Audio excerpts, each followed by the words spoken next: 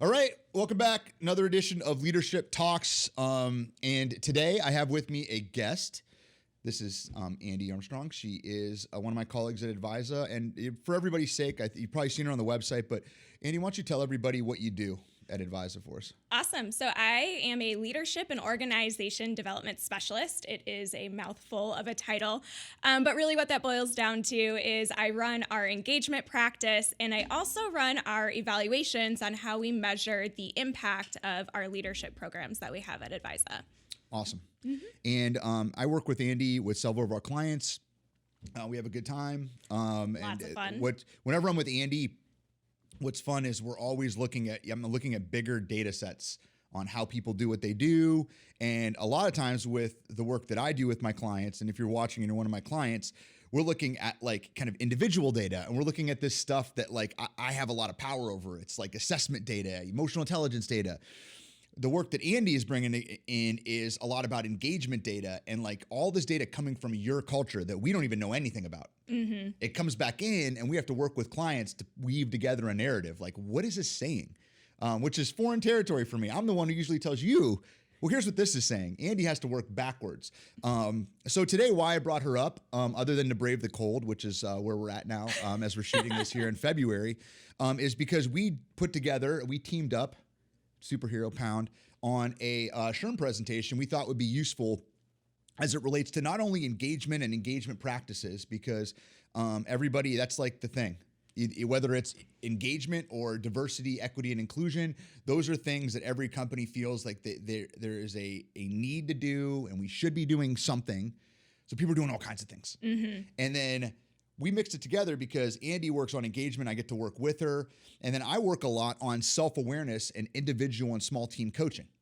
So we just saw a really tight connection between the two. And we felt that there was kind of a novel angle on this for any of our clients of ADVISA, but for any. Any of this is assessment kind of agnostic, whatever you use at your organization.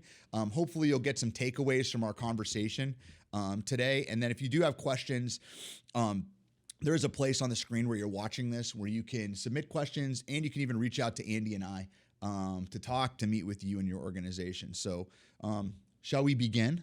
We shall. All right. Beautiful. All right. So what I want you to think about if you're watching this, I think you have your own engagement device. It's this. Mine's an iPhone. All right.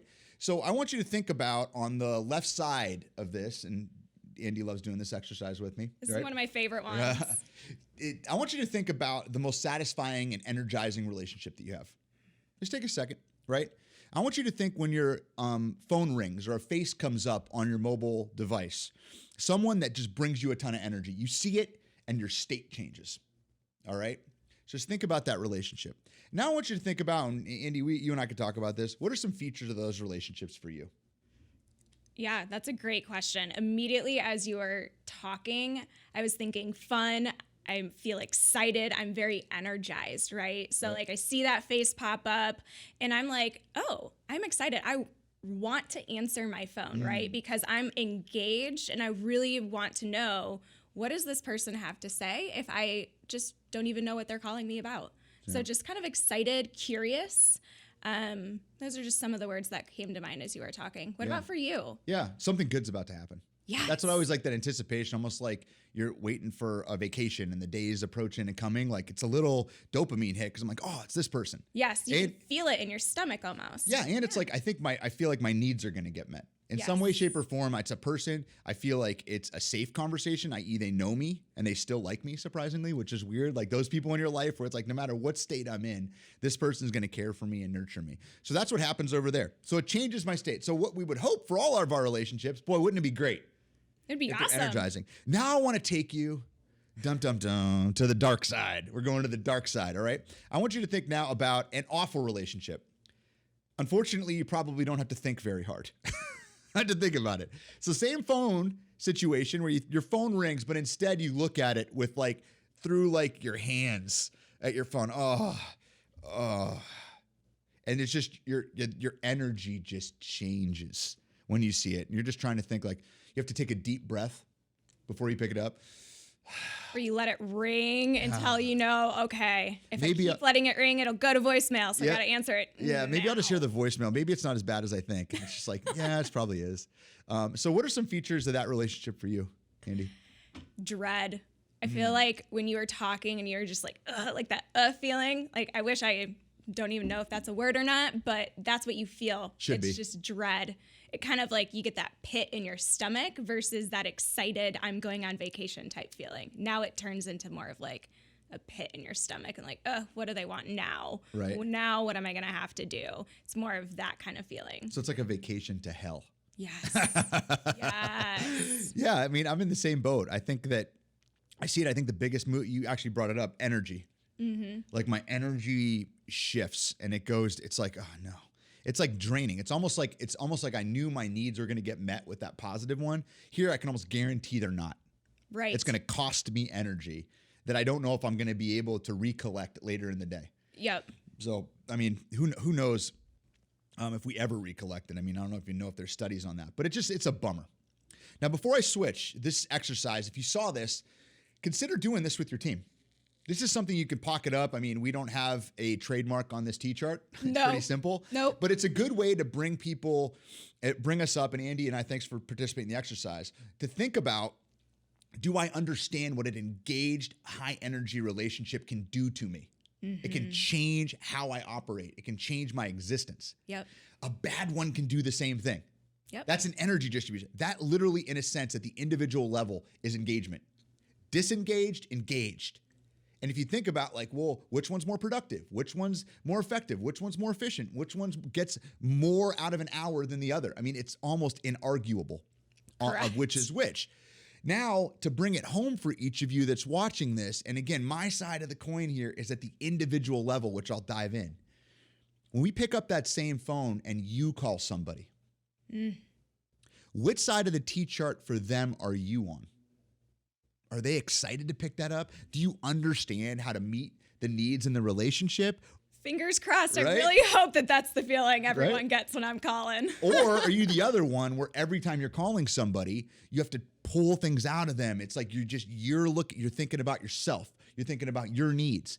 I don't mean to push this too hard, but like you're a user. Well, they work. Excuse me. They work there. It's their job. I call them. I ask them for things. They do things. They get things done. It's a real kind of mechanical. So it's something to think about. I don't know the answer for you. I don't know the answer for me sometimes, but that's kind of like the key framework I want you to think about as we go through this. Yeah, that's a great question. And we're going to get to something called the connection circle in just a little bit, where I'm going to talk about things, and Andi's going to contribute as well to what things you have 100% control over in that situation. I don't have control over Andi, for instance, and her behavior and how she perceives things per se, but if I'm framing how I interact with her based on what I know about her, what her needs might be, what her work realities are, I am very much de-risking getting from the right side of that T-chart over to the left side of that T-chart. So let's think even deeper about self. I want to talk about your perception. Well, how do I know how I'm coming across, right? So when you look at this screen, I want you to pick one word or two words that describe you if you're watching this. I'll give you a second to do that. I'll take a sip of my high octane coffee. That's not a brand. It's just what I hope it is.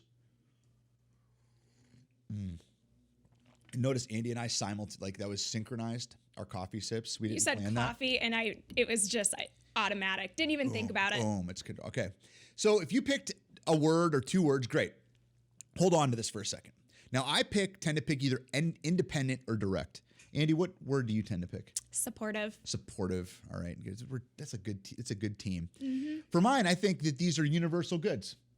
So if I'm taking any assessment, so like let's say I'm taking a Myers-Briggs, I'm taking a DISC, I'm taking the predictive index, I'm taking one of these kind of high-level behavioral assessments, I'm naturally going to be drawn to these words that define the best thing about me, what I like to do, because everyone tends to think, particularly in the hiring process, I'm pretty awesome, you should hire me, right? And this is what you get when you run these things. So I think independent and direct are great. I come in, you tell me where the end is, I will go. I don't need you to bother me. I have your cell phone number. I will call you if I need you. Don't call to tell me what needs to be done. You hired me because I'm independent. And I'm also direct. If you want to know what I think, I will tell you what I think. I don't mix words. So and that's great all the time. What about supportive? Why is supportive great to you? Well, I feel like I'm always there for my team. I proactively reach out to see if they need anything for whatever projects we're working on, and ultimately just want to make sure that there's that harmony involved with whatever we're working on. So want to make sure that everyone feels great about what they're doing. Great. So hire Andi and BJ, right? There's a shadow side to every one of these. And by the way, this is a short list. So I'm also BJ, the uncooperative rude guy. Oh, BJ's on my team. Terrific. He's mean and he's cutting and he never wants to do what we tell him to do, what we agreed on as a group. And then you have Andi over there who is trying to be supportive. Oh, it's Andi's calling again. Here she comes. The touchy-feely type person. Right? So when you think about the way that we think about understanding self, this is kind of our walk into self-awareness. Think about it like a double-edged sword. All right. One edge of the sword cuts like that's the one I am. I'm independent and direct, or I'm supportive of Andi. It's the same sword. It's got an other side, depending upon the group that you're in, depending upon the behavior that's demanded of you in these relationships. So is it good? Yes. Can it not be good? Yes. So it's not as simple as like, well, this is a strength or this is a weakness. It's just not that two-sided. It all depends on framing it up and just knowing it. I'm independent. That can be deemed uncooperative, etc. If you have an assessment that already does this, terrific. If you don't, look into one. There are many that are pretty inexpensive and worth getting to, but this is an example of how it works. So let's take it a step further. What's self-awareness? Thank you, Merriam-Webster Dictionary, for this one. All right, it's just owning yourself. And I think a key word here is without judgment. Without judgment. Like just looking at it, that kind of is and that kind of is, right? And then it's a function of what to do with it. It's almost like accepting your body. I don't like my body. I'm like, well, that's tough because it's yours and it's the only one you got, right? Personality is very much the same way. How we're wired, what our needs and drive are. It's not a bad or a good. It just is an is. So a question to think about is, how does your organization assess and educate employees on self-awareness? Do you or do you not do it? Remember, we're talking about engagement today at an organizational level, and we're talking about individuals and small teams. So this is a point where I would write this question down. If you're in any seat of power over people, how you're going to increase engagement, how you're going to increase diversity, connectivity between people, it's extremely hard to do if there isn't anything in place at your organization to assess and understand self-awareness. I don't know if you have thoughts on that, Andi. Yeah, I think for me, when I read that question, yes, I definitely think it's a really great reflection question that everyone should do and ask themselves, like, how is my organization collecting self-awareness data and educating our employees about themselves, but also thinking about that through the lens of what are we doing with this data? So yes, how are we collecting this type of information, but what are we actually moving towards gaining some insights and changing our behaviors with these data points? I think that's very critical because a lot of times we love that touchy-feely stuff like the perception gap activity and our first intro activity. It's great. It makes you feel good. But what are we going to do with those insights that we're gaining from being self-aware? How does that actually change our behaviors?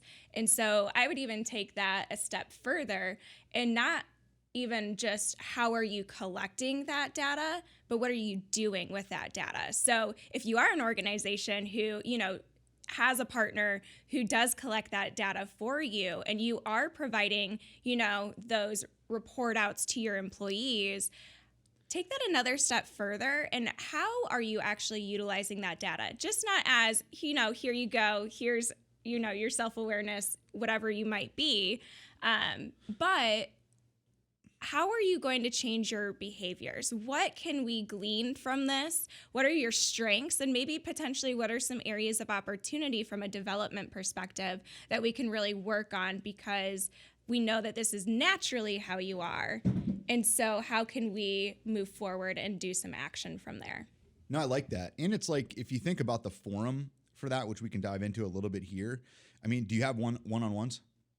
Do you have Monday morning stand-ups, Friday stand-ups in the morning? Do you have monthly team meetings?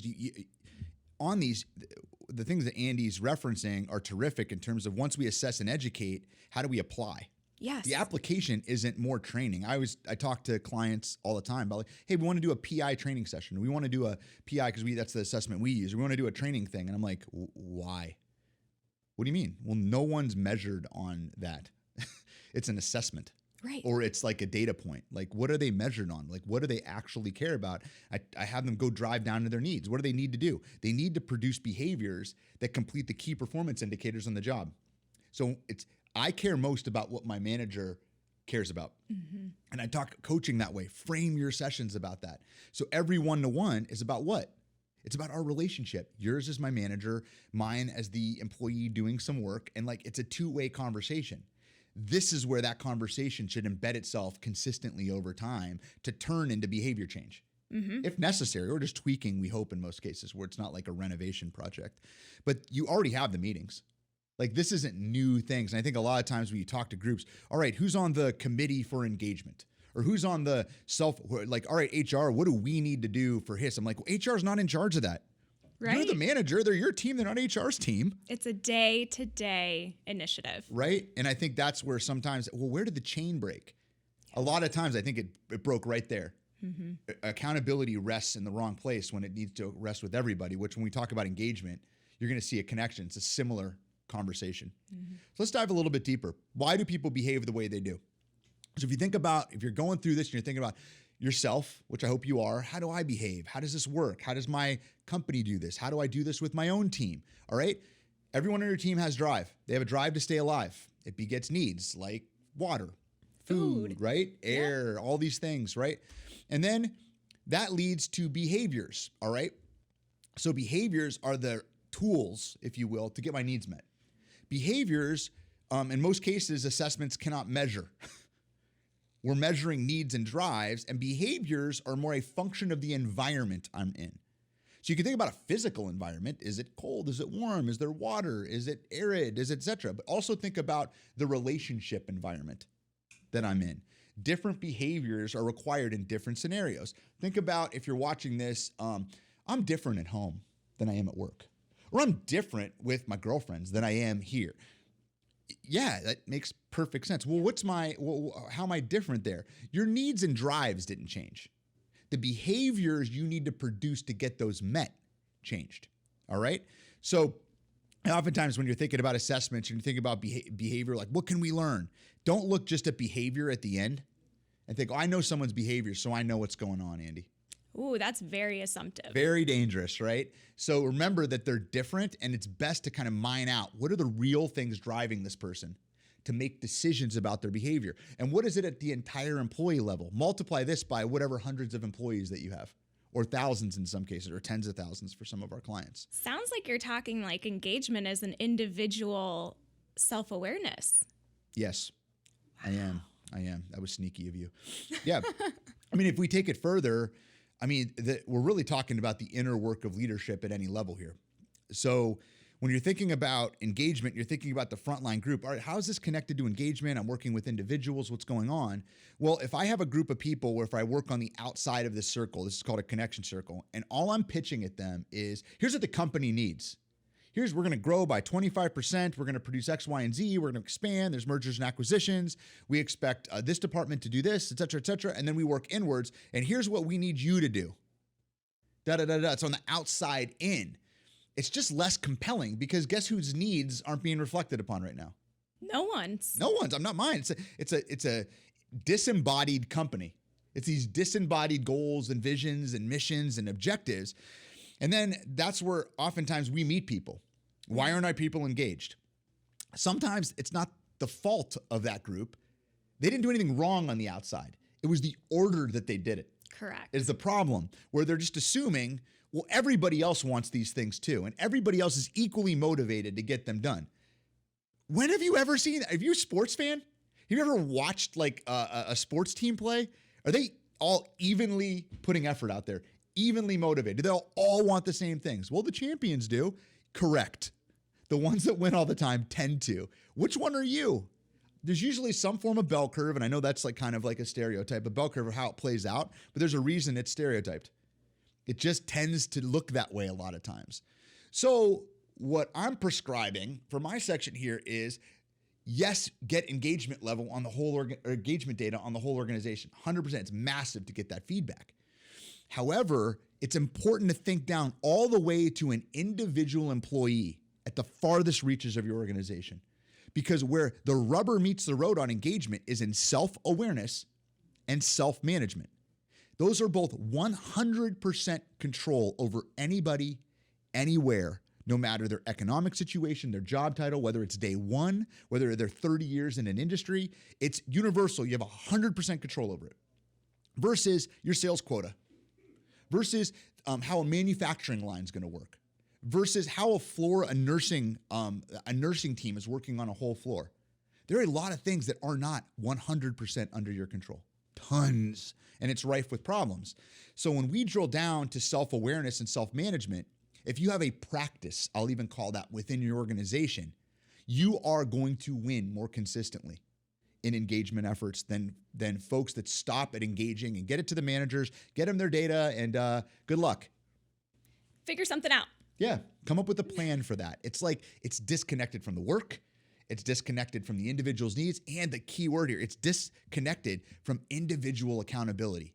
To know yourself, understand who you are, and then self-management. Understand that different team members are different. I'm, even earlier in the exercise, Andy's supportive. Yep. I'm actually not supportive.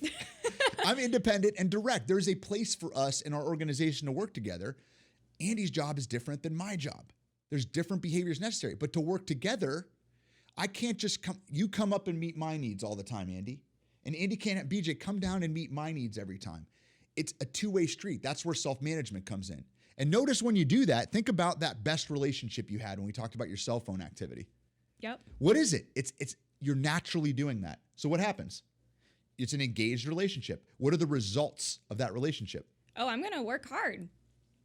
Yeah. And it's like what do people want with engagement? I want discretionary effort. I really want to see more effort put in. I want everyone to have equal buy-in. I want ownership. You hear these same themes when we go in there. That doesn't start at the organizational level and talking more. Maybe they just don't understand our vision. Maybe they just don't understand our mission. Maybe they just don't understand our core objectives or goals for this. Maybe.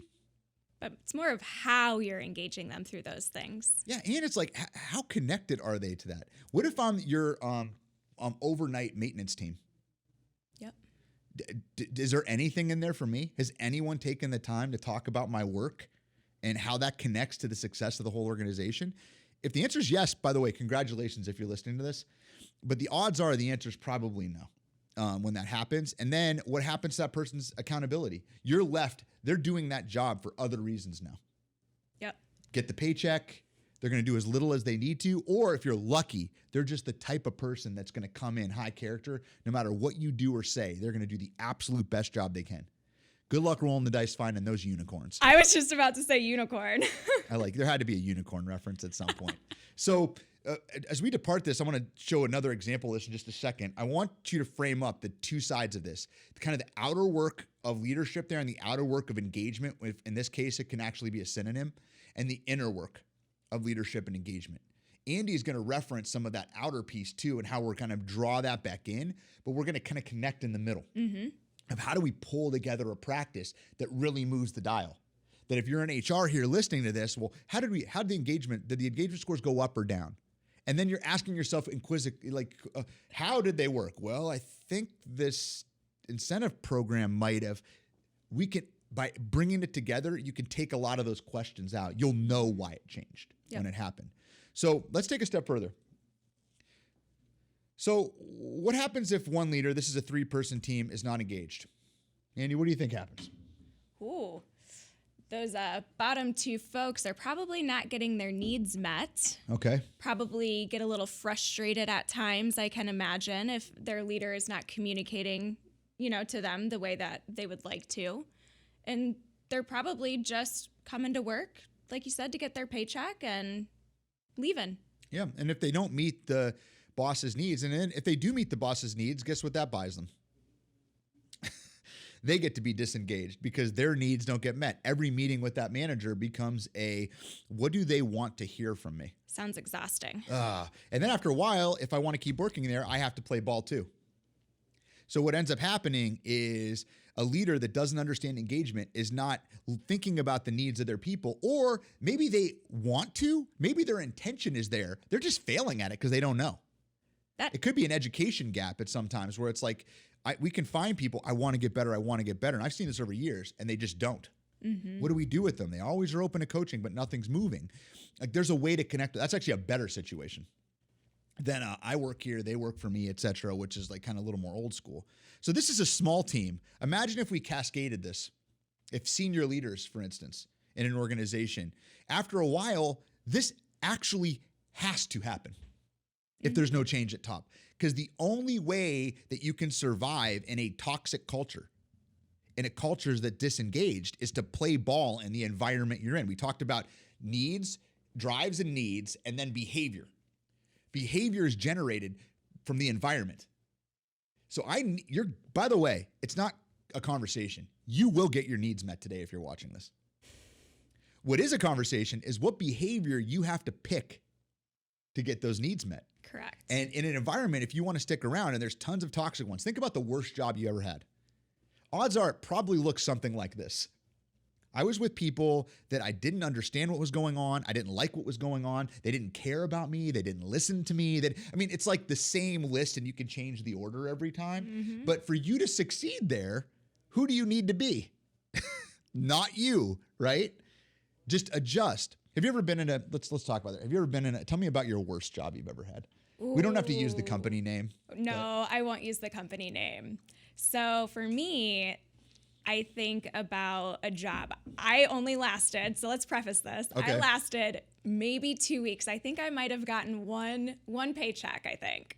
I lasted probably about 2 weeks, and it was miserable. I was super excited. It was one of my very first jobs, mind you. I was super, super excited. Like, a kid in high school, I'm getting my own, first job, second job, and I was like, this is going to be great.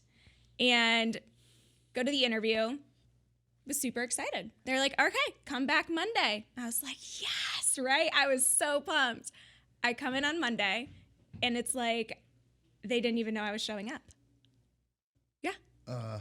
And I was like, I don't know what to do. It was very awkward. And for me, it was just that awkwardness just made me want to turn around and walk out. But obviously, I'm like, I can't just walk out on a job. You can't do that. And so I'm just like walking around trying to figure out who I need to contact. And so I find someone finally, and I'm like, well, how do I clock in so I can get paid? And no one knew that. And I was like, okay. They're like, we'll figure it out later. Not a big deal. Just, go work. At what? Exactly. Yes. So for me, that is probably one of the worst experiences, and I did not last very long. No. Mine was a job that I think after, 8 months I survived doing it. This was after graduate school. I actually was net like $1,100 in the hole from working there. It was 100% commission sales job. Gosh. They had no marketing materials. And like, I remember they like, hey, I'm like, do you have any tools to like market what we're doing to differentiate ourselves? They actually sent me these cheap, like, measuring tapes with the company's name on. I'm like, well, why did we pick this? Oh, they were cheap. And like everything, if anyone knows me listening to this, it's like everything in my soul was just like revolting against that answer. And I'm like, shouldn't like the worst piece of marketing that we ever do like resonate through everything that we do? It's like I own a gym and I always talk about our restrooms. And I'm like, I talk about how you clean the toilet. I'm like, why? Because I go there, I try to find the most low job you can do. And I do it with everything. I'm like, why? Because how you just did that, the lowest thing you could possibly do in this organization, it tells me everything about how you're going to do the high things that actually give you energy and everything. So I just saw that, and like my credibility, leadership just fell out. And then based on being independent, like, and I'm working for company goals, when I don't have, the leadership doesn't have credibility with how I'm wired, it's game over. Mm-hmm. Like, I'm going to go accomplish my own goals, my own way. I'm going to learn. So I built more. I made my best of it, but it was like, I'm a dependent of my wife at that point. And I'm like, this doesn't feel good. I have to ask my wife, I'm like, is this okay? Is that okay? And I'm like, this is not going to work for me. Like I need to get to another place, but yeah, I probably should have stayed 2 weeks, Andy, like you. So whatever the stories you're mining, if you're listening to this, I mean, that's another, if you're thinking about your engagement practice and you're running it through with leaders, that exercise talking about, hey, talk about your worst job. Let's break off in 5 minutes, like share what your worst job was like, etc. I tell you what, it's like, it's a rigged game for you if you're running that session. Everyone's had one. Everyone's going to make similar connections to this, and you're going to be able to draw back and bring those reflections to your overall engagement practice, what we're really trying to accomplish here. It's the same thing at the individual level with the cell phone exercise I did at the front end. So now we're kind of drawing out a little bit wider to how it works. Mm-hmm. And this could also be an awareness exercise for your senior leadership team if there's one, two, or hopefully not all that are missing this at the time. So, all right. With that, I'm going to transition over and I'm going to have Andi share with us the other end of the spectrum. She's going to take us high level about engagement. If you came to today's podcast, get to the engagement piece. We're about to run an engagement survey. We want to know what to do. We want to know the best practices. What should we do? So here she is to tell us about what engagement is. Perfect. Sounds good. So I love that transition because I was like, man, I really hope that they really aren't thinking we're going really far out here, because really what engagement is it is actually an individual's commitment to their organization and its goals. So we're not really going that far away from self-awareness. It's still all connected. So hopefully you start seeing that common theme there, because engagement is an individual person's state. It's actually a psychological construct that one is feeling. And so how do we actually measure that? What we do is we start building surveys that measure satisfaction of components that we know are related to how do we drive that person's engagement. So for example, as you look through surveys, different types of engagement surveys, you'll tend to see a lot of the same questions, right? From one product to the next product. And the reason is because the research shows that there are 4 main categories that actually lead to engagement, that we as leaders individually can impact our team's engagement through. And that is through job satisfaction. So what I'm doing on a day-to-day basis, is this job meaningful to me? And all about that manager piece. Managers play such a critical role in a team's engagement. And we obviously saw that through the connection circle and your impact of the higher leader and throughout that senior leadership. And then also how they feel about the relationships that they have with the people that they work with. That is also super important. How are they collaborating with one another? And how are they reaching those goals of the organization? And then lastly, culture. That culture fit, I know that seems like a buzzword, but culture is extremely important. And the reason why is because it is really what's driving the heart of that organization. And so individuals need to feel connected to that culture in some way, shape, or form. And also culture is a reflection of that senior leadership. And so we always look at questions that are about the senior leadership of the organization as well when we're going through and looking at those questions on an engagement survey. Awesome. No, I think that, and hopefully you can all, if you're listening, see the connection to relationship in every one of those.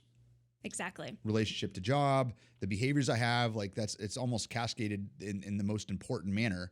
That job, then my manager, then the team, and then the overall organizational culture. So in some cases, Andi and I have been working with groups where the manager score was pretty high and the job score is pretty high and everything else was really poor. And you're like, well, how's that work?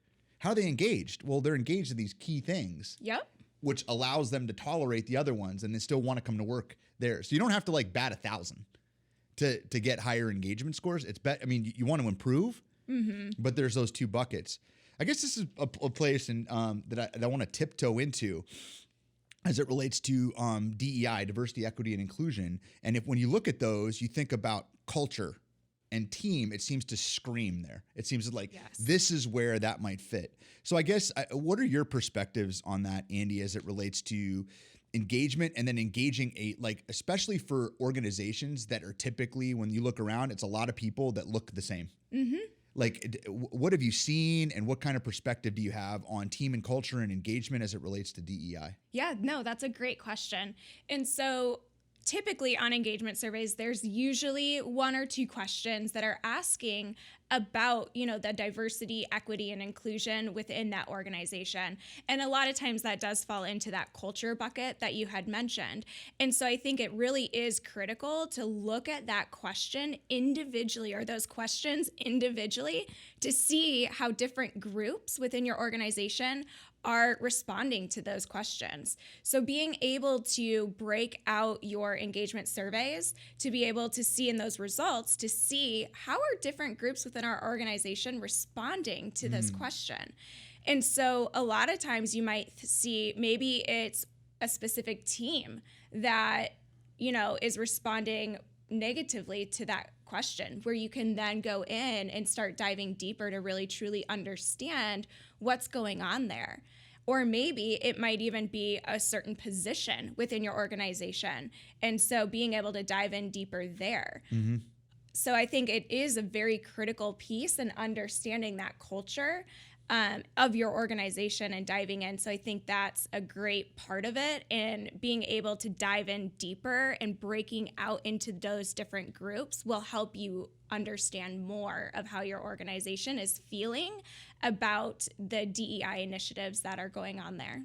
Right. Or areas where maybe we didn't think we needed one, but our employees in a different area, region, segment, feel the need for something like that to happen. I guess where I see it, we're by the way with DEI, if you're feeling like, man, I don't even know what's what, we're on kind of the bleeding edge of it right now. We're on everyone's trying to figure out, well, what's best practice? What's best practice? And I think that it's still kind of forming, which makes people get real animated. When people get real defensive, usually there isn't a set best practice yet. So just if you're experiencing that, totally okay. You're in the kind of struggle and challenge that this is, and that's noble. But when you can get some actual words, some language, even from the comments that come through and everything, but you get some data points to build on, just like anything else, once you have something objective, something empirical, yes, to build from, you get a little bit more firmer ground to run an initiative that's employee-centric versus going out of your organization, which sometimes we hear with engagement. What do other organizations score? Interesting, it doesn't matter. Interesting, but not the right question. They don't work here. So it's figuring out what matters to this group and to start taking the first steps, which it sounds almost backwards. I want to know what the best is. Mm-hmm. And I want to start there. It's I always relate things back to fitness at times. It's I will be happy and we will be there when I have a six pack. It's dude, you're 200 pounds overweight. I've been saying that for almost 3 years. It's it's the first. It's finding practical, employee-driven, where people, and again, think about having a voice. Engagement's about having a voice, bringing that voice as it stands to the organizations and building things from that place and taking these steps out there, and then using data to say, hey, did we or did we not make progress? And what is the aim? What is progress? Is it a percentage increase of something? Is it more of something? Is it less of something? So when you do an engagement survey, and you can even think about this in just how teams are structured and how benefits are given out, even away from DEI. But DEI can live in the same space when it comes to what is my defined end? What are the defined milestones? And do the people and the individuals that gave us that feedback, do they agree with those milestones? Exactly. Yep. I love how you frame that. Starting with data, I feel like engagement surveys is a great way to collect some data points to really understand, is this a need for our organization? And how do our employees currently feel about that? And are we engaging them in the correct way? Yeah, I like it. Well, here's something for you to react to. This seems disappointing when I look at it. It seems so weird, right? It's almost opposites. So we have 2/3 of organizations are currently measuring engagement, some way, shape, or form, right? But yet still only about 21% of individuals are actively engaged at work. Why? You do this. You're collecting the data, right? Or this is where it's a gap. It is a gap, right? I'm collecting this data, yet folks are not engaged. Well, that leads to the question of, well, what are you doing with that data? Just collecting engagement data does not mean that your employees and your workforce are going to be more engaged. You need to take that feedback and actually use it, do something with it. And so that's that gap there. And this is, I mean, these are just statistics. These are Gallup statistics and Forbes statistics. Like, why is this occurring, right? Like, this is across all organizations. So I feel like the answer is very, very simple, BJ. In that we know that we're collecting this data because we know it leads to positive outcomes, right? We know our turnover will decrease. We know retention will increase. We know productivity automatically increases when folks feel engaged and are connected to their work. Right. And we also see less quality and safety incidences. We get all of those things that we want and less of what we don't want when our teams are engaged and are reaching that 21% of actively engaged. But yet, people are not engaged. So why? Right. And the answer, I feel like, lies within, one, are they doing something with that data? And two, going back to your initial segment, how are they using that data? Are they looking at it from a frame of, well, we measured it, we're at, 65% this year, so next year we need to be at a 67%. Well, how are you going to get there? Right. What does that do? And who is that impacting? And so I think really diving into that self-awareness piece and understanding, well, who's accountable to doing something is really critical as well. So I think in the next areas where we start walking through how do we build a successful engagement practice, I think a lot of times it really starts from the top of the organization and goes down. No, I don't disagree with anything that you shared. And I think that when I look at this, you can look at it disappointing, but I almost see we just left DEI and conversation here. I think you're seeing we're further down the line with engagement than we are with DEI, I think collectively. But I see a story here where we got one part. We're at one point of the journey, which is collecting the data. Like that's the first step. And then it outlines, much like you said, the gap. All right, we're doing that part. That part's not wrong. Right. There's something not clicking on this end. And I think one of the points that you made is knowledge is not power.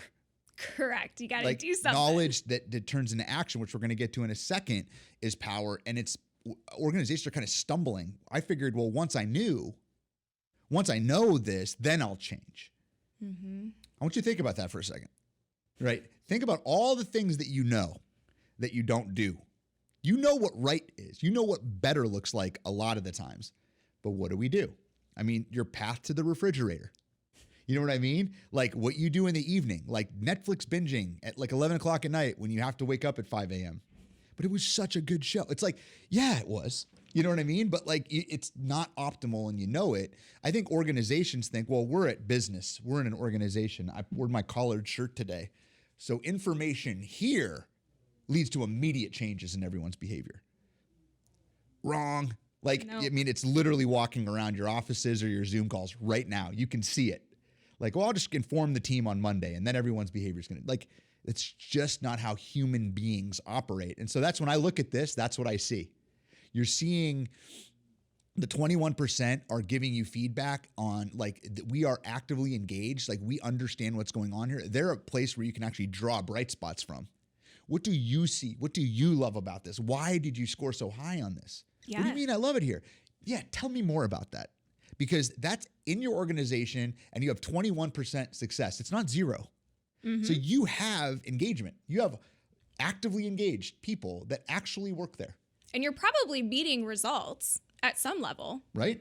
Or you wouldn't be an organization at some point. You would no longer be. So, I mean, I guess we're kind of teasing this, but here's a framework that I'll allow Andi to kind of walk us through. Yeah, so I think we touched on this pretty clearly. Really, that main key to a really successful engagement practice is outlining, and this starts in the very beginning of your journey, of outlining how are we going to collect that data, who's going to be gaining some insights from this, so starting to think through who's going to be accountable for this data, right? And then who's going to be doing something with this data? What does the action look like from this? What do we expect our leaders to do with this data, do and say differently from this information that we're collecting? No, I like it. And I like the simple buckets that it falls into, because I think at the individual level, people can connect with this. Mm-hmm. Like even in like sales is an easy one to go into, where it's like there's a ton of sales data. If you have Salesforce CRM, I mean, there's a lot of useless data in there that's just in there, right? It's not necessarily actionable. So you have to go and look. You have to open it up and draw connections. So data is like a big pool of all kinds of things that may or may not matter. Mm-hmm. Engagement data works the same way. Like every data works the same way. Insight is where the connection to the organization's goals and that data kind of coalesce and they come together. Intersection. And you're like, oh, like this matters because of this, and this matters because of this, because we have a vision, we have a mission, we have guiding principles or core values, we have 1-year objectives that we want to accomplish, we have a 3 to 5 year plan, or if you're Elon Musk, you have your 100-year plan. Congratulations. So you make that connection, but then it has to breed a change. Like nothing matters, even at Insight, it doesn't matter. Mm-hmm. Then you're just like you're in college. You're like in a class at that point. That was great. That was information. You get the A, yeah, on I go. Like no behavior change necessarily happen. And action, I think, should be the biggest bucket because it's so underrated.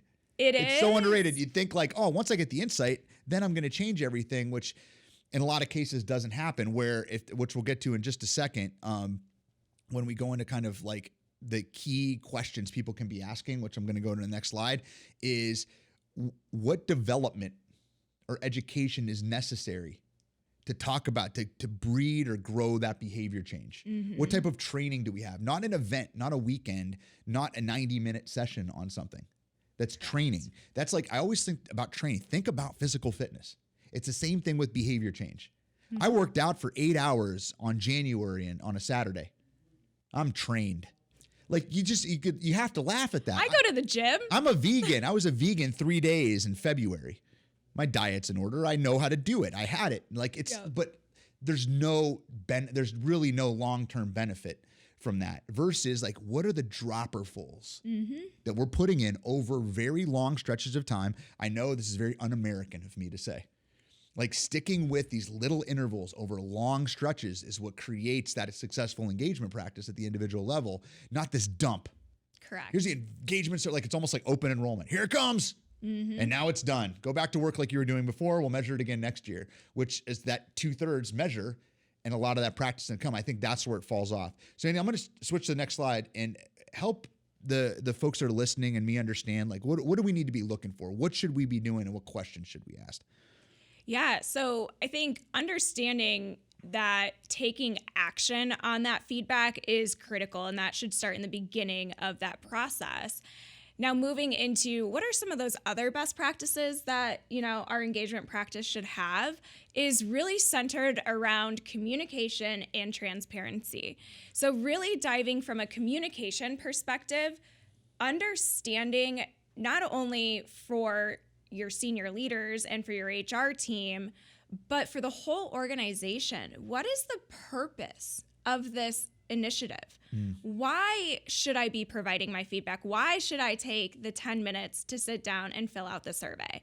Communicating the purpose of that initiative to the whole organization is critical, because not only are you explaining the why behind it, but you're also opening that door and allowing the whole organization to see that transparency of the reason behind something. So that's fantastic. Starting there is really important. Also, making sure that you are communicating what that journey will look like for them. So not only why we're doing this, but hey, this is what it will look like. Being very prescriptive, and again, just allowing them to see the journey and almost making it that they're along for this journey with the organization.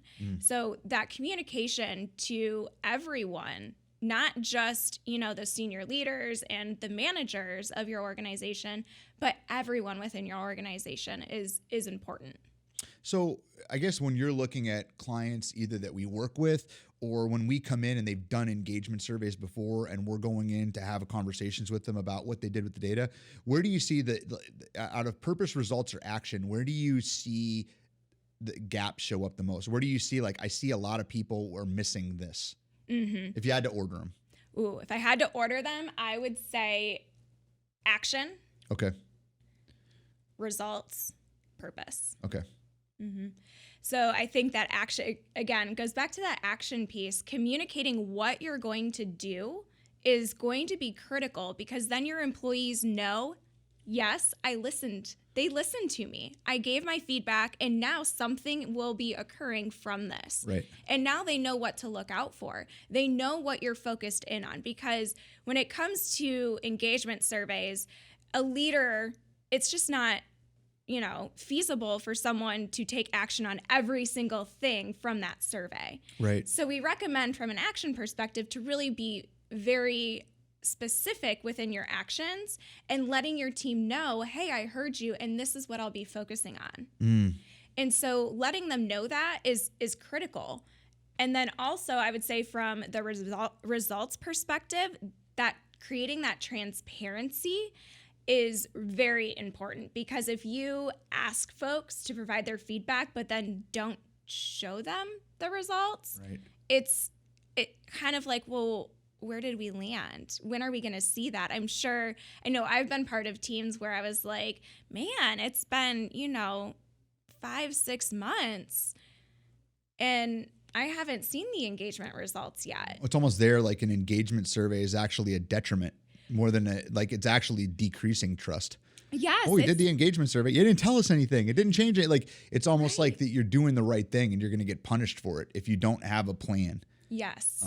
In place. When I think the action, I have an idea about action too. It's like, well, we're trying to get action and we're not getting any. We gave it to the senior leader to say, hey, you're accountable for doing something about this. It's like, I'm already busy.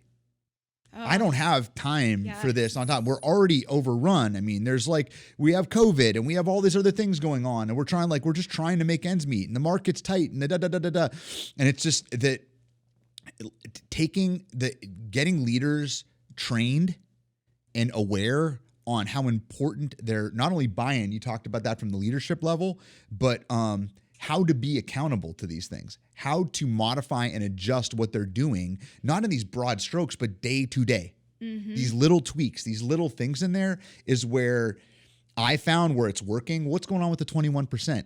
That's happening. Right. I'm going to change how we run this meeting because I heard X, Y, and Z. What meeting? Just a 5-minute change to an hour meeting could literally skyrocket engagement results. Just a little bit of change to how I communicate to you as my team based on the feedback you gave me with an adjustment to an email I already sent or something like that. Like, it's these little tweaks that a leader says, purpose, this is the mission, and I want our team to be engaged, and I want us to be more productive to the degree of 25% and X, Y, and Z. The results, here's what you shared with me. We're at a 30% on this one thing, and it's key to that result. And because of that, here's what I'm going to do for the team based on that. Do you all agree that, yeah, we want to see you do that? The gauntlet has been laid for that leader, which means you will now be judged harshly.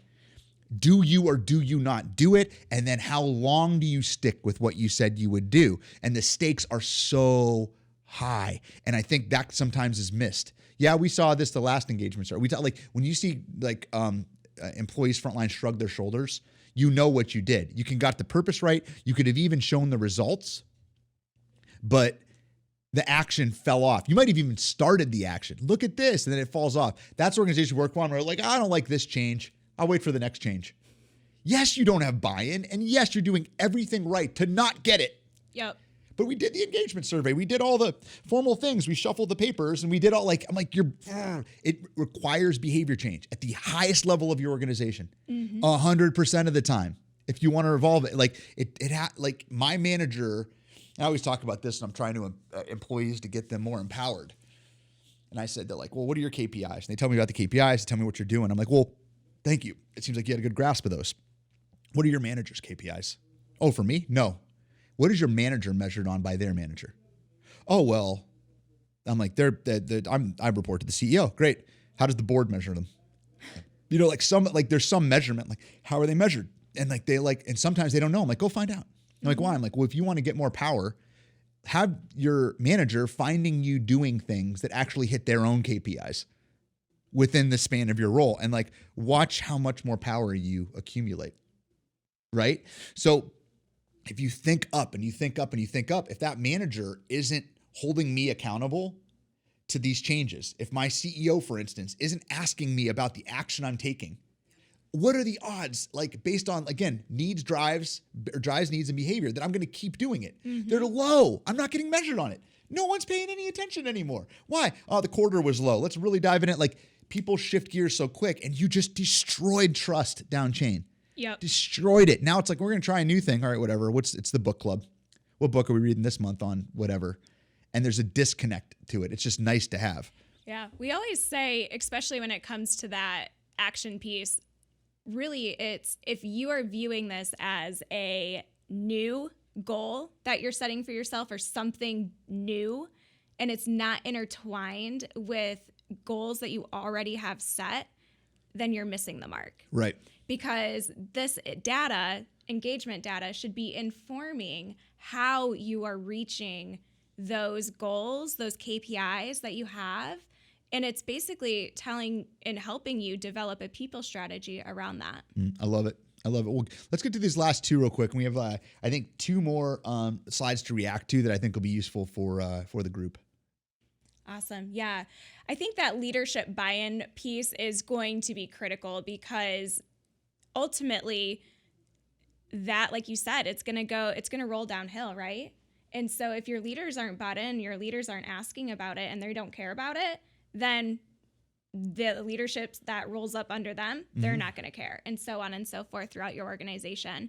And so starting early in that journey of getting that buy-in before the survey even goes out from your leadership team is extremely important. Can I talk about why the HR professionals I work with can typically get this part wrong?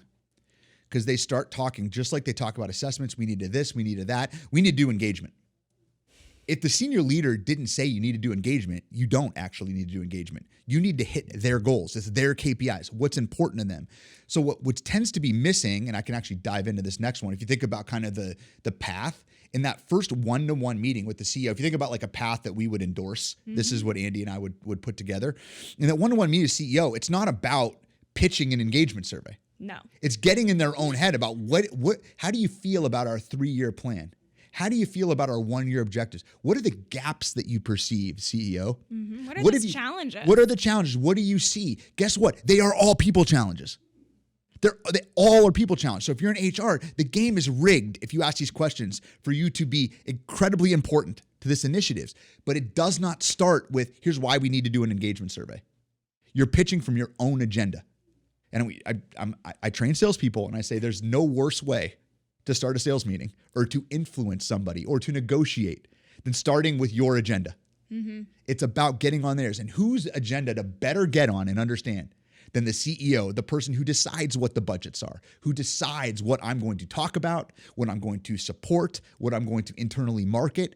This is like, if I say you miss everything else on here and you get that right, your engagement practice is actually going to be all right. I mean, and there's a lot of important things we'll get to on here, but that's the one where I say, like, man, when we did that right, everything else, it was like we were on a highway instead of a goat path. Oh, yes. It just will go. Yeah. You get that green light, and everything will kind of fall into place from there once you have that buy-in. When if we follow this together, we have the investigating meeting with the leadership team. It's actually 2 meetings before we're really even talking about engagement. We engage the CEO on their agenda. We engage their senior team on the purpose behind this. I might still not be talking about engagement yet. We're talking about talent optimization. We're talking about people strategy to drive our strategic plan. I mean, use whatever lingo you know that team operates on. You're talking about the same thing. And only then do you pick if you want to run your own engagement survey or craft your own plan or get a partner. Great. Then you share the plan with the senior team and ensure role clarity, i.e., do you see how knowing this is going to inform the problems that we just talked about in the last 2 meetings? You have to do the job of influencing this whole time if you're the one responsible in your organization. Look at the big screen there. Guess who announces the engagement initiative? Not you. The CEO. Bingo. And it's like, and the CEO understands what it means. When I announce it, I'm also going to do other things along the way to ensure my senior team and their team beneath them, this is front of line, like this is engaged. We're going to change things and how we do it. If you miss that, you're a professional beggar. You're begging for support. I'm begging for the team to stay engaged. They didn't do anything with the leadership project. I don't understand why the senior team doesn't do it. Probably because you screwed up the first 2 steps. I'm going to be, it doesn't feel good to hear that. But if you didn't get those, I'm telling you, that's where it fails, and it will be suboptimal. There's no way to fix it at that point. Yes, it'll be hard. Feel like you're like pulling your entire organization through this entire journey. And the last ones there, like after we review the results, and this is kind of shedding light on a path where they would fall, and hopefully this is useful. The last two, if you think about what Andi talked about action, those are sessions, connecting the data results to the different teams, not just sharing them, connecting it to what do we do now? And there's like 3 of them. You come up with the plan. There's a check-in in between. How's this coming and adjusting? And then there's another one. What did we learn? What are we going to throw out? What are we going to do different? And then on we go. And you could keep running those throughout a calendar year before the next engagement survey would run, or a pulse survey or anything. I don't know if you have any more commentaries on this for the folks that are listening. No, I would just say those accountability check-ins are critical to making sure that you are holding each other accountable to actually taking action. Because it's one thing, I can create an action plan. Right. I can go to the, first session and have my action plan all created. It's, it ties back to my priorities for the year. My team is bought in. I shared it with them. But if you're not moving that needle incrementally throughout the year, then it's just a piece of paper. Yep. And there I'm looking at you like, well, you said you were going to do something. Yeah. We said we were going to learn something. We said we were going to change that. What did you install to accelerate the change? And it's not installing one thing. Again, think about physical fitness. Yep. Can you be fit today? No, you can go to the gym, go to the meeting, go to the Zoom meeting, go to the group meeting, go to the monthly, go to the quarterly meeting. Like, you have those sessions set up. Be more strategic about how you use them. And if we frame this, here's a good way to think about it. This is like basically how us at ADVISA, we think about it, called talent optimization. You have your business strategy and you have your business results. That's how you connect with the CEO and the senior leadership team, or any leader. If you're in a large organization, a division, a region, whatever, even their department, they should have both of those. Yes. That's not people. Here's things that are going to get done, and here's results that we're going to measure it by. Number 1 is understanding the culture. Did you diagnose the culture? How do you do that? An engagement survey. Right? You get it, like who are we, and let's validate that that's true. Where do we take action and do some design work? Where do we adjust and take action? Number 1 at the team level, senior team, next team down, next all the way down to the front lines. Then the 3rd and 4th are ongoing. How are we adjusting and designing jobs to better fulfill those? Because that's a relationship with job is critical to engagement. And then how, as a manager, am I developing and growing consistently to meet the ever-changing needs of my team? Those don't happen by accident. They are hard to keep going, because guess who loves change? No one. I've already learned how to survive here. I don't want to keep going that way.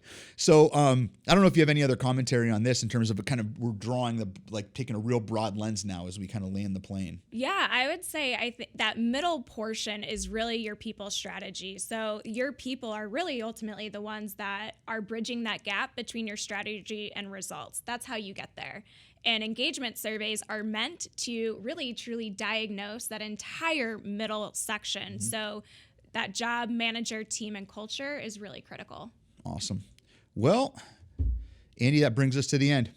So that great job. fly. I told you it goes fast. It's so fast. It's like a time warp in here once you start talking into these big poofy microphones. So Andi, thank you for coming up. Yeah, thank you for inviting me. This was amazing. No, it's fun. And hopefully this will be a useful resource for our clients. And we didn't really talk a lot about our particular products, because whatever tools you're using, I wanted to frame this so this could be useful to you. If you don't currently work with ADVISA, it might be something that you could share with folks. So consider sharing it. Consider sharing this within your organization. If you're an HR person listening to this, with your team about how we're doing things. And if you want to talk specifically about your organization, that's what Andi and I do for a living. Yes. And wherever you're watching this, you should be able to go to our site. And if you go to the ADVISA homepage, there's a little chat icon. You'll connect with Leslie on our team. She can connect you with either one of us. And if you're a current client, I'm responsible for this for you. So if you want to talk about it. It is actually his job. My job to do this. And just to talk about your organization, how you're doing this, how it's working. If you liked today's episode, please subscribe. And then my last episode was hiring you a job target that was really client specific. But I try to put these out pretty often with topics that are really in the zeitgeist for organizations, and bringing in professionals like Andi to add more color. So check out every episode. If you're willing to share, that'd be great. And hopefully I'll see you next time if I don't see you before. Thanks, Andi. Awesome. Thank you.